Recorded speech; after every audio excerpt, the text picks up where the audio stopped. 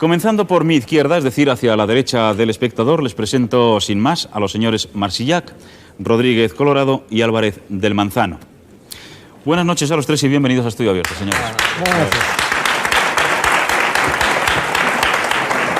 Así, una vez hecha la cortesía de presentar a nuestros tres invitados de esta noche a esta tertulia abierta y en directo, por lo tanto necesariamente espontánea, de la que queremos hacerles partícipes a todos ustedes, queremos, hacer algo que nos quedó en el tintero la pasada semana con una tertulia de similar composición que contábamos hace 7 días.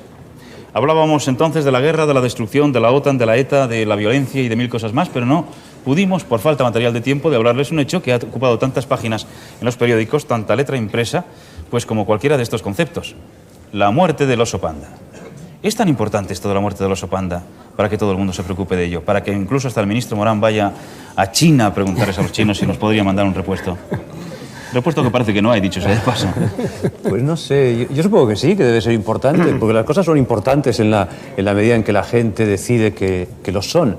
Pero a mí me parece que esos hechos inmediatos, esos hechos casi domésticos, pues tienen de repente una importancia mayor que otros, quizá porque están más cercanos y quizá porque los acontecimientos hoy en nuestro país y en todo el mundo son tan graves que la gente, yo creo que se aferra a cosas más domésticas y más minúsculas. Lo que es casi incomprensible es que haya ocupado más espacio material, gráfico, la muerte del querido oso panda, que por ejemplo el último terremoto que se ha llevado por delante un montón de víctimas.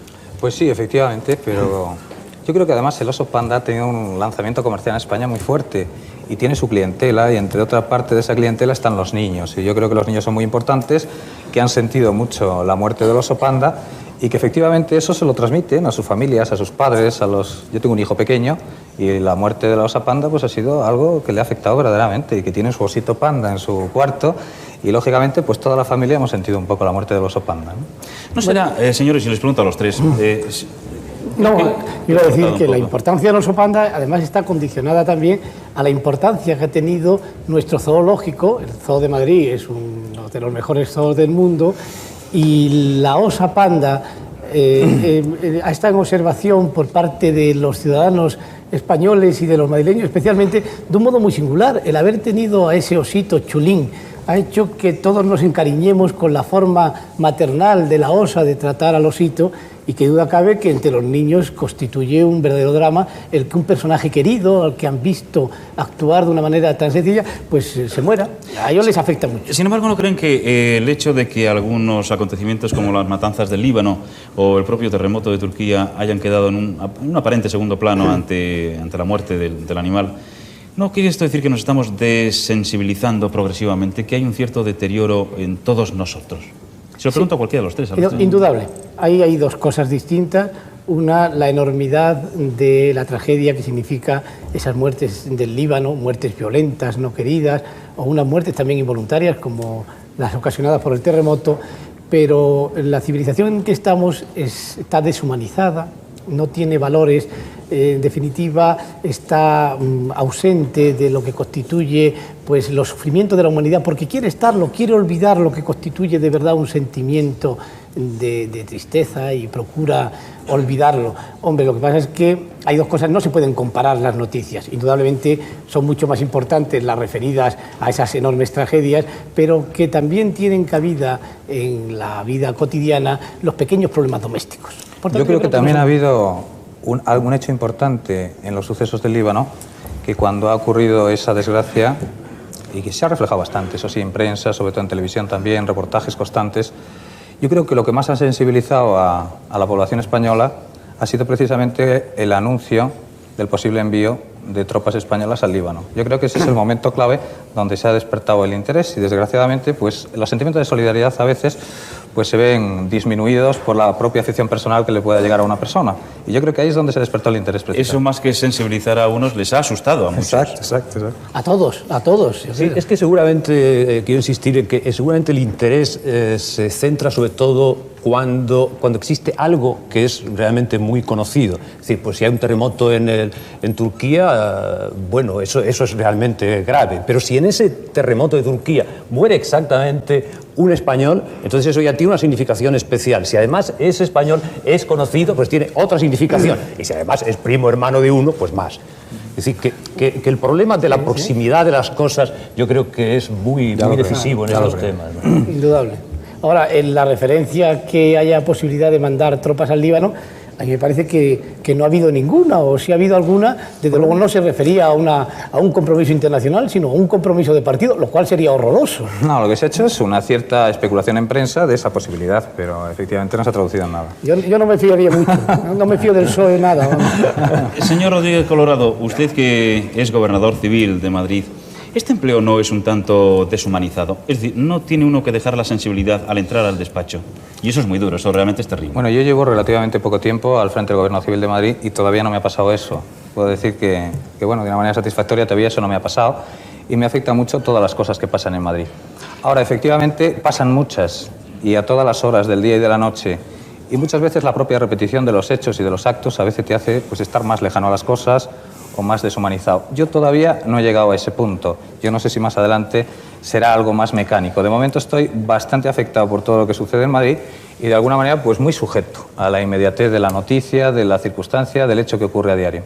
Leía el otro día en la prensa el hecho de que al parecer el coronel Gaddafi, que siempre anda diciendo cosas y cosas fuertes, junto con Arabia Saudita, ha amenazado con la ruptura diplomática con España si España establece relaciones con Israel. Esto a mí me da la impresión de que nos va a brindar un invierno bastante más frío y seguro más caro. Bueno, yo efectivamente eso ni siquiera se ha apuntado como posibilidad real o concreta. Y bueno, yo creo que las relaciones se establecen con todos los países. Yo creo que es bueno que se establezcan esas relaciones con unos o con los otros. Y efectivamente España es una comunidad que tiene una gran relación con el mundo árabe, que ha seguido una tradición además de relaciones con este mundo árabe, pero también tiene una tradición israelita. Yo recuerdo el otro día la presencia aquí de Enrique Mújica, que hacía una gran referencia a los dos antecedentes y con mucho mayor conocimiento de causa que yo, pero creo que efectivamente es cierto que tenemos una parte de componente judío y una parte de componente árabe que a ninguno de los españoles se nos oculta y que efectivamente me parece lógico que se traduzcan esas relaciones. Y además yo creo que hay muchos países que tienen relaciones con Israel y no pasan frío los inviernos. Sí, yo creo que además no hay por qué limitar las posibilidades de España en tener relaciones con otros países, tenerlos con Israel, que es una sociedad indudablemente civilizada y en la que no tenemos por qué en principio tener ningún problema de separación. A mí me parece que es normal. Habrá que cuidar el conjunto de las relaciones para que el equilibrio de la política internacional no sufra demasiado, a pesar de la política exterior del Partido Socialista. Pero vamos, dentro de ese conjunto, digamos que se podría hacer, intentar unas buenas relaciones con todos los países, incluido Israel, claro. Sí, yo también creo exactamente lo mismo. Me parece que no hay ninguna razón para que no mantengamos relaciones con los dos países, por ese componente que hemos hablado antes, árabe y judío de todos los españoles. Claro. Curiosamente, cuando el otro día el portavoz del Grupo Comunista en el Ayuntamiento de Torrejón de Ardoz dijo algo así como que estamos ahora en el mismo punto de mira de los S-20. Allí nadie se inmutó en el pueblo, todos están tranquilos. A nadie le preocupó nada. Yo no sé si es porque la gente está convencida de que esto puede ocurrir en cualquier momento o porque, mire, pasan ya de todo. Ya es igual que estén, que dejen de estar, etcétera. Es que si ocurre no se puede hacer nada. Entonces es la teoría de la pisonadora que pasa por encima de uno. Entonces ese problema a mí me tiene absolutamente sin cuidado. Es decir, a mí me preocupa pues otro tipo de problema. ¿Qué es lo que puede suceder inmediatamente en nuestro país? Esos enfrentamientos posibles entre nosotros. Ese tipo de problema. Que haya una guerra nuclear, pues no me puede preocupar. No me da la gana de que me preocupe. ¿Por qué? ¿Me puedo defender? ¿Puedo hacer algo? ¿Dónde me puedo ocultar? ¿Alguno de ustedes tiene en su casa algún sótano? No, pero los hay quien los tengo. Seguro que el gobernador, digo yo. Seguro que el gobernador. Seguro que el gobernador en los sótanos del gobierno civil. Si lo tuviese, invitaría a mis acompañantes a que me acompañen. Reparta unas invitaciones. El tema, sin embargo, es importante porque en los ayuntamientos españoles se está produciendo una serie de acuerdos que realmente no dejan de llamar la atención. Votamos la desnuclearización del municipio, cada uno de los diversos municipios. Y resulta que no tenemos en cuenta que estamos haciendo, en teoría, un desarme unilateral, que por otra parte es innecesario porque ya el gobierno tiene firmado en pacto con la OTAN la no nuclearización de España y por tanto digamos que es una demagogia que se hace en los ayuntamientos. Pero dentro de ese tema lo que estamos diciendo es que no queremos tener armas nucleares, pero nada evitamos para que nos vengan. Y yo por eso en el Ayuntamiento de Madrid propuse que en el Ayuntamiento de Moscú, en esos acuerdos que toman entre ellos frecuentes y liberales, esas discusiones, esos debates democráticos que tienen en el Ayuntamiento de Moscú, pues que tomaron la decisión de no mandarnos un pequeño bólido atómico para que así cumpliéramos nosotros no teniendo armas nucleares aquí y ellos no enviándolas, porque posiblemente consigamos no tenerlas nosotros, pero que nos la envíen, y eso sí que es malo. Bueno, yo en días pasados he sido precisamente protagonista por este tema de los acuerdos municipales, puesto que el Gobierno Civil de Madrid ha sido el primero que ha impugnado una serie de acuerdos municipales referidos a la desnuclearización. También ha habido ayuntamientos de Alianza Popular que han planteado esta cuestión, concretamente el del Espinar en Segovia, ¿no? Pero yo lo he hecho única y exclusivamente, y sí me gustaría aclarar mi postura, y es por el hecho de que no es competencia de los ayuntamientos la desnuclearización o no. Entonces es competencia del Gobierno, que la debe establecer, y que yo, pues concretamente y personalmente, ¿cómo no voy a ser partidario de que en mi pueblo pues se pongan misiles nucleares o no? Pues yo lo tengo muy claro, ¿no? Otra cosa es quién lo tiene que decidir y la política de defensa, que es competencia del Gobierno y no de los ayuntamientos. En cambio, el Ayuntamiento de Madrid lo ha hecho bien. O sea, lo que ha hecho es solicitar al Gobierno que se declare su término municipal desnuclearizado. Eso me parece correcto y por eso no se ha impugnado el Ayuntamiento de Madrid el acuerdo. Oiga, ¿y qué me dicen ustedes del casi portazo de don Felipe González al romper o casi romper o estar a punto de sus relaciones con Mitterrand? Digo, a raíz del Congreso de los Socialistas en Francia. A mí me parece que el socialismo español es demasiado ingenuo. Creyó que la Internacional Socialista servía para arreglar los problemas internacionales, incluso las relaciones con Francia, y se olvidó que en Francia primero son franceses y después ya veremos. Y en este caso han, como es lógico, antepuesto sus propios intereses que los intereses de una solidaridad pretendida en vía internacional socialista. Por tanto, los que creyeron que con el socialismo se iban a facilitar las cosas, pues se equivocaron. ¿Qué le vamos a hacer? ¿Qué hablen socialistas? Bueno, pues yo efectivamente le diría a este señor también que ha formado parte del anterior partido en el gobierno, Unión de Centro Democrático, que estando a la derecha en estos países tampoco entró efectivamente, y puede ser que es cierto que estén por encima de los intereses de determinados países a los intereses de solidaridad europea en cuanto a una integración en el mercado común. A mí me gustaría saber si nosotros algún día entramos en el mercado común español, en el mercado común europeo, es qué diría España, qué diría Portugal si entran, y Grecia, referente por ejemplo a la entrada de Marruecos o de Argelia en el mercado común, que serán nuestros vecinos de abajo también, ¿no? Entonces, hay una cierta parte de comprensión desde el punto de vista de un país que, bueno, pues que pone sus intereses encima de la mesa. A mí no me parece la solución en absoluto. A mí me parece que la solidaridad en estos países y el acercamiento a una política europea es la clave. Pero aquí puede haber pues una política sectaria. Perdón, no entenderé yo que nos intenta usted comparar con los países africanos. No, en absoluto. Porque no, es que estamos hablando del mercado común común europeo, en donde nosotros por derecho propio podemos pertenecer, los demás no.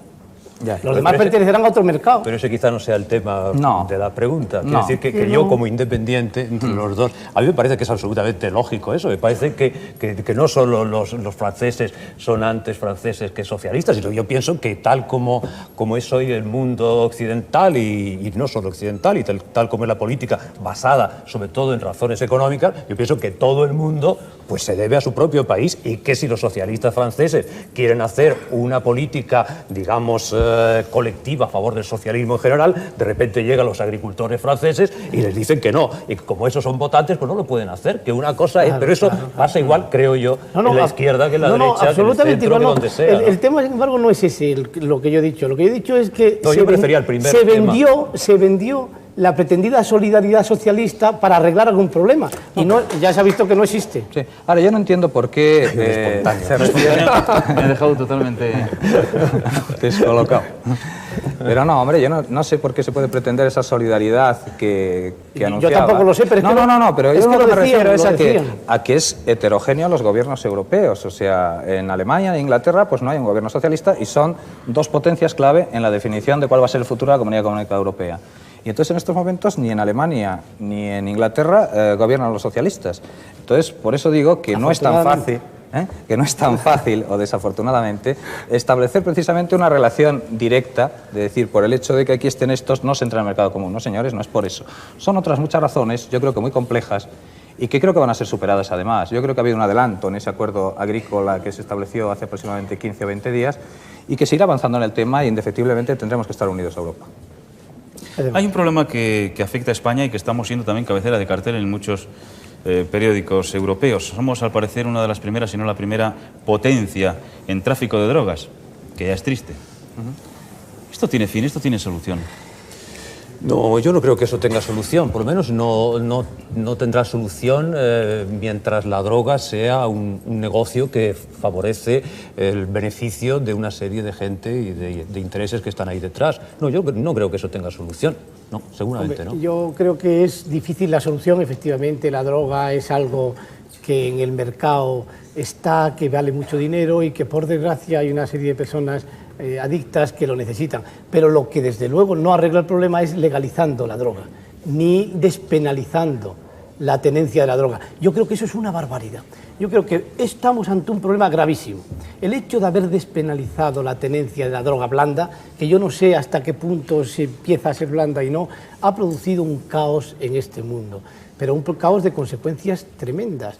Hay más delincuencia, hay más marginados sociales, que están siendo víctimas de esa libertad que yo creo que no debiera de tenerse. Yo creo que en eso no estoy de acuerdo por una cosa, y es que la tenencia de droga blanda a la que se refiere nunca ha estado penalizada. O sea, una persona que se le cogía fumando un porro, a una persona incluso que se le coge inyectándose, lógicamente esa persona no se la mete en la cárcel normalmente, pero antes tampoco. Quiero decir, ¿cómo vamos a meter a una persona que se está inyectando, que está en una situación mala, además en la cárcel? Lo que se perseguía era el tráfico. El tráfico en unas cantidades determinadas que pueden penarse más o penalizarse más o menos en cuanto al tráfico. Yo le diría que en este mes se ha incautado en Madrid más droga que prácticamente el año pasado entero. O sea, en concreto el último mes, en kilos de heroína y kilos de cocaína, además parece que está muy repartido el campo. La Guardia Civil ha sido la que ha hecho la recogida de cocaína, y el Cuerpo Superior de Policía en Madrid la heroína. Los 11 kilos y medio de heroína en Madrid hace unos días del Cuerpo Superior de Policía es quizá el mayor éxito en aprehensión de droga que se ha dado en España en su historia. Y el de cocaína de ayer o antes de ayer en el aeropuerto de Barajas, de otros 11 kilos y medio, que eso traducido en millones, por lo visto son unas cifras fabulosas, pues también ha sido un gran éxito. Y este año yo tengo que felicitar a las fuerzas y Cuerpo de Seguridad del Estado porque ha conseguido los mayores logros de su historia en aprehensión de droga. También eso quiere decir que hay mayor circulación de droga, es posible, ¿no? Eso es el tema. Es decir, yo estoy absolutamente convencido, y las estadísticas lo prueban, que hoy se introduce en España mucho más droga que nunca. ¿Por qué? ¿Por esa pretendida despenalización? No, yo creo que no, que es en absoluto. Yo estoy a favor de esta despenalización, entre otras cosas porque pienso que todos los vicios, cuando están penalizados, se convierten en vicios muchísimo más atractivos, a ser muchísimo más pecaminosos. No, yo pienso que la droga es mucho mejor tenerla controlada al no tenerla penalizada que al revés. Naturalmente, admito la teoría contraria. Yo creo que no las consecuencias son tan negativas que realmente es difícil sostener esa tesis, por desgracia. Y la contraria también. Pero por desgracia los marginados empiezan a abundar mucho más. Lo mismo desde la prostitución masculina y femenina hasta los robos se han incrementado sensiblemente como consecuencia de la necesidad de la droga. La droga es un mal social y por tanto no se puede ni tan siquiera intentar posturas tibias. Hay que cerrar la posibilidad de que la droga entre y que la droga circule. La única solución es esa. Yo estoy de acuerdo, pero yo le digo que efectivamente hay una excepción clara, y es decir, que nunca se ha metido a nadie en este país en la cárcel por inyectarse, por ejemplo. ¿Y en los demás? ¿En los demás países de Europa qué hacen? Pues yo creo que tampoco, en absoluto ninguno. O sea, que ya estaba despenalizado. Lo que estaba castigado era el tráfico de droga, y siempre ha estado castigado el tráfico de droga. Claro. Pero normalmente un heroinómano es una persona enferma, con una situación muy difícil, y no se la mete en la cárcel. Otra cosa es el hecho, las medidas policiales y las medidas sociales, sobre todo porque nunca ha habido ni una serie de instituciones necesarias para reinsertar a la persona drogadicta que quiere voluntariamente reinsertarse en la sociedad. No las hay y no las ha habido nunca. Y efectivamente yo creo que esa es la gran medida Y ahora que hay hay que instituciones, establecer. hay instituciones... Pero privadas generalmente y de muy alto coste, Pero al que acceden muy pocas no, yo personas. quiero decir, y es verdad que el Ayuntamiento de Madrid está ayudando a centros en los cuales es posible la rehabilitación del drogadicto. Y esto es una obra que hay que continuar. Yo estoy de modo convencido de que ese es el horizontal. camino. Señores, muchas gracias. Buenas noches. Muchas gracias.